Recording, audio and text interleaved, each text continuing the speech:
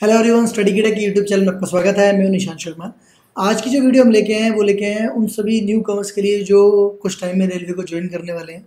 हाल ही में रेलवे ने loco pilot मतलब असिस्टेंट लोको पायलट और टेक्नीशियन के अंदर बहुत सारी पोस्ट निकाली हैं। लोको पायलट की तो कम थी, लेकिन ओवर द पीरियड उन्होंने उसको इंक्रीज़ करके कुछ 18,000 के आसपास कर दिया है। तो उसी को लेके ये वीडियो है। बहुत सारे लोगों का क्वेश्चन आया था कि हमको सैलरी के बारे में नहीं पता कि कितनी सैलरी है। उसके ऊपर तो सिर्फ 20,000 कुछ लिखा है, 19,000 कुछ लिखा है, इतनी सैलरी मिलेगी। तो ऐसा नहीं होता। असिस्टेंट लोको पायलट या लोको पायलट और जो गुड्स गार्ड होते हैं वो दो ऐसी पोस्ट हैं जो रेलवे के अंदर सबसे ज़्यादा सैलरी लेते हैं। तो हम बात करेंगे इस सीक्वेंस के अंदर। पहले असिस्टेंट लोको पायलट की जो सैलरी स्लिप्स है उनको डिस्कस करेंगे। मैं सिर्फ एक सैलरी स्लिप नहीं लेके आया, मैं 3 सैलरी स्लिप लेके आया हूँ, जिसके अंदर एक सैलरी स्लिप वो है जो आपको ट्रेनिंग पीरियड में मिलेगी। सेकंड वो है जिसके अंदर हमने किसके ऊपर बात करेंगे, हम बात करेंगे जब ट्रेनिंग आपकी ख़त्म हो जाएगी। और थर्ड सैलरी स्लिप पिछले महीने की है, मतलब जब ट्रेनिंग भी ख़त्म हो गई, लगभग प्रोबेशन भी ख़त्म हो गया और वो फुल फ्लैज में इंडिपेंडेंट ड्यूटी कर रहे हैं। तो चलिए डिस्कस करते हैं सैलरी स्लिप को। तो जैसे कि आप स्क्रीन पे देख सकते हैं, ये हमने एक सैलरी स्लिप ली है। ये ली है अगस्त 2022 की। जो दूसरी सैलरी स्लिप है वो जुलाई 2023 की है, और ये जो सैलरी स्लिप है वो जून 2024 की है। हमारे एक साथी की है। इम्पोर्टेंट जो इन्फॉर्मेशन है वो हमने हाइड कर दी है उनकी। सोलापुर डिवीज़न के अंदर वो कार्यरत है अभी। देखो, इनकी जो डेट ऑफ ज्वाइनिंग है वो 28/7/2022 की है। 28/7/2022 बोले तो अभी उनको ज्वाइन किए हुए लगभग आप ये बोल सकते हो 2 साल हो चुके हैं। जब ट्रेनिंग पीरियड के अंदर थे तो उनको क्या मिलता था, बेसिक मिला उनको, और इनको डीए मिला। एचआरए उस टाइम पे नहीं मिलता आपको, बिकॉज आप ट्रेनिंग कर रहे होते हो जेआरटीआई के अंदर, तो वो ऑलरेडी आपको उल्टा रहने का पैसा लेते हैं उस टाइम पे। तो आप देख सकते हो कि बेसिक सैलरी कितनी है, 19,900। और जो ये डीए मिला है वो डीए देखो चेंज होता रहता है। इस टाइम पे जो डीए मिल रहा है वो 50% मिल रहा है। लोको पायलट के केस के अंदर आपको एक चीज़ समझ के लेनी पड़ेगी। लोको पायलट को ऐसा नहीं होता कि बेसिक का डीए का मतलब होता है डियरेंस अलाउंस, मतलब जितना आपका बेसिक होता है और जितना डीए चल रहा होता है उतना परसेंटेज आपको सैलरी के अलावा और पैसे मिलते हैं। मतलब अभी जो डीए है वो 50% है। मान लो अगर आपकी बेसिक सैलरी 50,000 है तो आपको इन हैंड 50,000 नहीं मिलेंगे, 50,000 प्लस 50,000 का 50% मतलब 25,000, और ये 75,000 आपको मिलेंगे। मतलब और जो अलाउंस है उनकी हम बाद में बात करेंगे। और बेसिक प्लस डीए ये जो होता है इसी का 10% जो है वो कटिंग किस में होती है, आपके एनपीएस के नाम पे होती है, मतलब न्यू पेंशन स्कीम के ऊपर होती है। लेकिन जो असिस्टेंट लोको पायलट होते हैं उनकी बेसिक के हिसाब से डीए कैलकुलेट नहीं होता है। इनको एक और एडवांटेज दिया जाता है। इनका जो भी बेसिक रहता है, मतलब बेसिक अभी कितना है 19,900, इसके ऊपर 30% कैलकुलेट किया जाएगा। मान लो एक एक्स वैल्यू आई, उस एक्स के ऊपर जो डीए वो कैलकुलेट होता है। मतलब पहले बेसिक को 30% बढ़ाते हैं, 30% बढ़ाते हैं। जो बेसिक आती है उस बेसिक के हिसाब से इनका डीए कैलकुलेट होता है। मतलब एक और इजाफा लग जाता है, 30% बहुत होता है। मतलब जब आपका बेसिक 40,000 होगा तो 40,000 के हिसाब से नहीं, बेसिक आपका 52,000 के हिसाब से एक्ट करेगा। ठीक है। अब हम ये तो हो गया आप ट्रेनिंग के आसपास की बात। ये ट्रेनिंग से बाहर आ गए हैं, वो इंडिपेंडेंट चार्ज के ऊपर आ गए हैं। इसमें देखो, इनको एक तो बेसिक मिला है, इसके अलावा इनको डीए मिला है, और ये इनको मिला है एचआरए। जो एचआरए है वो आपको पता होगा 10%, 20% और 30% चल रहा है अभी, 50% डीए होने के बाद में। तो 10% का मतलब ये है कि जब जगह छोटी रहेगी या छोटा टाउन गांव रहेगा तो आपको 10% मिलेगा। अगर 20% जब अगर आप थोड़ी मेजर सिटी बड़ी सिटी में हो, और 30% मतलब दिल्ली हो गया, मुंबई हो गया, ऐसी जगहों पे आपको 30% मिलता है। उसके अलावा देखो, एक ये ट्रांसपोर्टेशन अलाउंस एक होता है। देखो, एक टीपीटीजी बोलते हैं, मतलब वही ट्रांसपोर्टेशन अलाउंस, जिसमें आपको अपने घर से अपने मुख्यालय मतलब आपके ऑफिस तक आने के लिए रेलवे फिक्स पैसा देता है महीने का, मतलब आपके बाइक के लिए। तो वो ये है। उसके अलावा ये देखो किलोमीटर अलाउंस। ये किलोमीटर अलाउंस होता है कि जो आप ट्रेन चला के लेके जाते हो तो जितना किलोमीटर होता है किस हिसाब से कैलकुलेट करते हैं, उतने डेप्थ में आप मत जाओ। बट आप देख लो कितने रुपये मिल रहे हैं, 18,000 के आसपास मिले हैं। मोबाइल के लिए 120 रुपये मिले हैं। नाइट ड्यूटी की होगी तो उसके 1820 मिले हैं। वो भी पे ग्रेड के हिसाब से चेंज होते हैं आगे टाइम के साथ और बढ़ते जाएंगे। एनएचए का मतलब होता है नेशनल हॉलीडे। मतलब मान लो 15 अगस्त वाले दिन वैसे छुट्टी होती है, लेकिन ट्रेन तो बंद होती नहीं। तो अगर 15 अगस्त वाले दिन आपने छुट्टी नहीं ली, मतलब आपने बोला कि नहीं मैं ड्यूटी करूँगा, कोई ना कोई तो ड्यूटी करेगा, तो उस दिन बिकॉज आप एनएचए वाले दिन काम कर रहे हो तो रेलवे आपको अलग से पैसे देता है। याद रखना, एक दिन का जो पैसा था वो इसमें कितना मिला हुआ है, 384। ये भी चेंज हो गया है। उस टाइम पे 50% डीए नहीं था, बिकॉज ये कब की बात है, ये जुलाई 2023 की है। मतलब जुलाई 2023 बोले तो उस टाइम पे जो डीए था वो 46% था।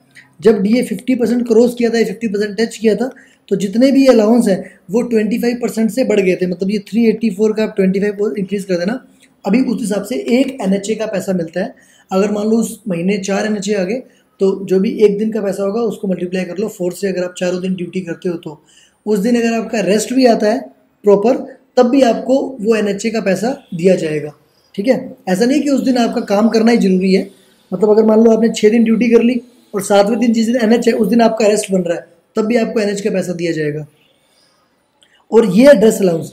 ड्रेस अलाउंस जो होता है वो लिखा भी हुआ है, एनुअली मिलता है। तो ये भी पे ग्रेड के हिसाब से चेंज होता है। जैसे ही 4200 पे ग्रेड होता है, मतलब लेवल 6 जब आप अटेन कर लोगे तब आपको 10,000 रुपये पूरे साल का मिलता है जो भी आप ड्रेस डालते हो। तो पहले रिस्पॉन्सिबिलिटी हमारी ये भी बनती है कि अगर हमको पैसा मिल रहा है तो हमको नीट एंड क्लीन रहना चाहिए, चाहे कितना भी हार्ड वर्किंग हमारा या प्रोफाइल हमारी टफ हो। तो आप देख सकते हो कि ये सब पैसा मिला के कितना पैसा मिलता है, 60,742 रुपये मिले हैं। कटिंग की अगर हम बात करेंगे तो 30 रुपये कटते हैं, ये तो कट रहा है, रेलवे इंश्योरेंस जो है वो ले रही है। उसके अलावा जो 200 रुपये है वो महाराष्ट्र टैक्स ले रहा है। NRMU एक हमारी यूनियन है, उस यूनियन के पैसे कटते हैं। ठीक है, ये साल में 2 बार कटते हैं। ठीक है, तो उस हिसाब से है ये।